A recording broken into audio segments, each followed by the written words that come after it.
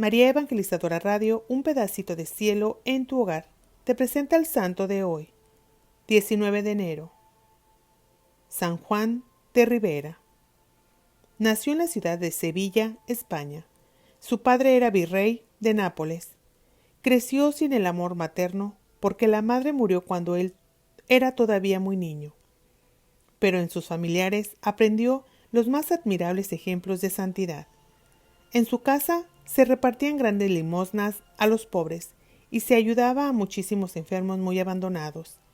A una familiar suya, Teresa Enríquez, la llamaban la loca por el Santísimo Sacramento, porque buscaba las mejores uvas de la región para fabricar el vino de la Santa Misa, y escogía los mejores trigos para hacer las hostias, y trataba de entusiasmar a todos por la Eucaristía. Juan de Ribera estudió en la mejor universidad que existía en ese entonces en España, la Universidad de Salamanca, y allá tuvo de profesores a muy famosos doctores como el padre Victoria. El arzobispo de Granada escribió después: cuando don Juan de Ribera fue a Salamanca a estudiar, yo era también estudiante allí, pero en un curso superior y de mayor edad que él, y pude constar que era un estudiante santo y que no se dejó contaminar por las malas costumbres de los malos estudiantes. Cuando tenía unos pocos años de ser sacerdote y contaba solamente con 30 años de edad, el Papa Pío IV lo nombró obispo de Badajoz. Allí se dedicó con toda su alma a librar a los católicos de las malas enseñanzas de los protestantes. Organizó pequeños grupos de jóvenes catequistas que iban de barrio en barrio enseñando las verdades de nuestra religión y previniendo a las gentes contra los errores que enseñaban los enemigos de la religión católica. San Juan de Ávila escribió: «Estoy contento porque Monseñor Ribera está enviando catequistas y predicadores a defender al pueblo de los errores de los protestantes, y él mismo les costea generosamente todos los gastos». El joven obispo confesaba en las iglesias por horas y horas, como un humilde párroco. Cuando le pedían, llevaba la comunión a los enfermos y atendía cariñosamente a cuantos venían a su despacho, pero sobre todo predicaba con gran entusiasmo. Los campesinos y obreros decían: «Vayamos a oír al santo apóstol». En 2 ocasiones vendió el mobiliario de su casa y toda la loza de su comedor para comprar alimentos y repartirlos entre la gente más pobre en años de gran carestia. El día que partió de su diócesis de Badajoz para irse de obispo a otra ciudad, repartió entre los pobres todo el dinero que tenía y todos los regalos que le habían dado y el mobiliario de su familia que le habían regalado. Cuando lo nombraron arzobispo de esa ciudad, llegó allá sin un solo centavo. Muchas veces en la vida le sucedió quedarse sin ningún dinero, por repartirlo todo entre los pobres, pero Dios nunca le permitió que le faltara lo necesario. Su horario. Como arzobispo se levantaba a las 4 de la madrugada. Dedicaba 2 horas a leer la Sagrada Escritura y otros libros religiosos. Otras 2 horas dedicaba a la celebración de la Santa Misa y a rezar los salmos. Luego, durante 2 o 3 horas, preparaba sus sermones. Desde mediodía hasta la noche atendía a las gentes. Todo el que quisiera hablar con él hallaba siempre abierta la puerta de la casa arzobispal. Visitó 11 veces las 290 parroquias rurales de su arzobispado. Hasta los sitios más alejados y de más peligrosos caminos, allá llegaba a evangelizar y a visitar sus fieles católicos y a administrar el sacramento de la confirmación. Después de emplear todo el día en predicar, en confirmar y en atender a la gente, los párrocos notaban que en cada parroquia se quedaba hasta altas horas de la noche estudiando libros religiosos. Desde 1569 hasta 1610 hizo 2.715 visitas pastorales a las parroquias y los resultados de esas visitas los dejó en 91 volúmenes con 91,000 páginas. Celebró reuniones con todos los párrocos para estudiar los modos de evangelizar con mayor éxito a las gentes. Los decretos de cada sínodo eran poquitos y bien prácticos, para que no se les olvidaran o se quedaran sin cumplir. Todos estos sínodos tenían por objeto principal obtener que los sacerdotes se hicieran más santos. Trataba a todos y cada uno de los sacerdotes con la más exquisita cortesía y amabilidad. Cada uno de ellos podía exclamar: «Lo aprecio porque tuvo tiempo para mí». Cada año les hacía dedicar unos 10 días en silencio para hacer retiros espirituales.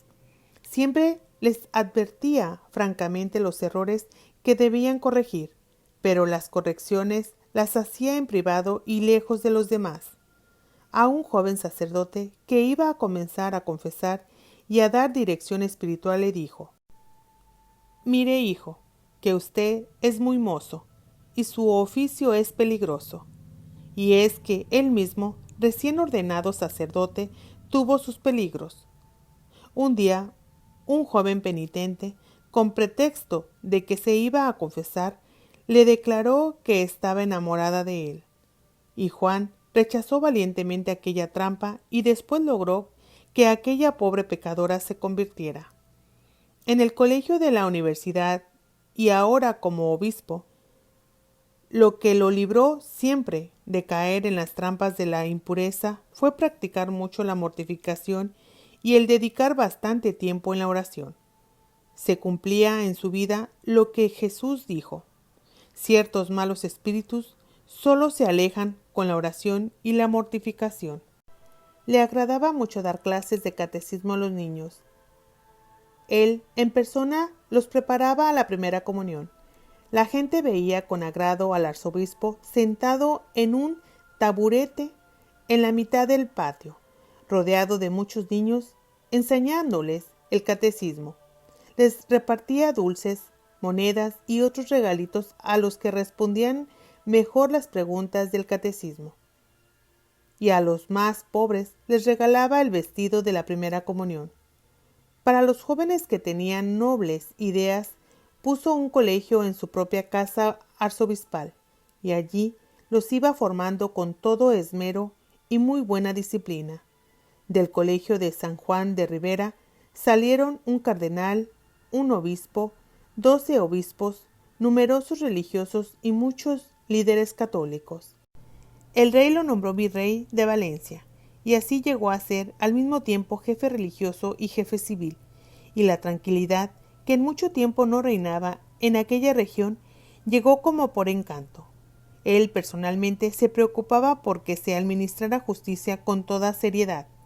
Una vez vino alguien a decirle que un juez le estaba haciendo injusticia en un pleito. El señor arzobispo se fue donde el juez y le pidió que revisara todo el expediente, y el inocente fue absuelto. Después el juez contaba: un rico me había ofrecido dinero para que fallara en contra del inocente, pero vino el señor arzobispo y me convenció y me obligó a hacer justicia y logré que mi conciencia quedara en paz. La Santa Misa la celebraba con tal devoción que al acólito le decía que después de la elevación podía retirarse, pues él duraba hasta 2 horas en éxtasis allí ante Jesús sacramentado, después de elevar la Santa Hostia. Cansado de ver que la gente era muy indiferente para la religión, le pidió al Papa que le quitara de aquel cargo, pero el sumo pontífice le pareció que él era el más indicado para ese arzobispado y le rogó que hiciera el sacrificio de seguir en ese sagrado oficio. Y así, por 42 años estuvo de arzobispo de Valencia, obteniendo enormes frutos espirituales.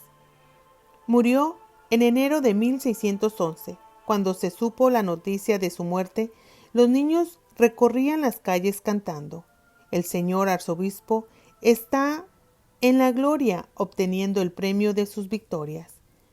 Durante los funerales, en el momento de la elevación de la Santa Hostia en la misa, los que estaban junto al cadáver vieron que abría los ojos y que el rostro se volvía sonrosado por unos momentos como adorando al Santísimo Sacramento.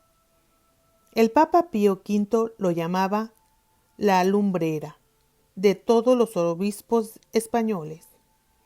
Hizo muchos milagros, fue beatificado en el año 1796 y fue declarado santo por el Papa Juan XXIII en 1960. San Juan Ribera, enséñanos a llevar la fe a nuestros hermanos como la llevaste tú, y a anunciar el Evangelio como lo anunciaste tú.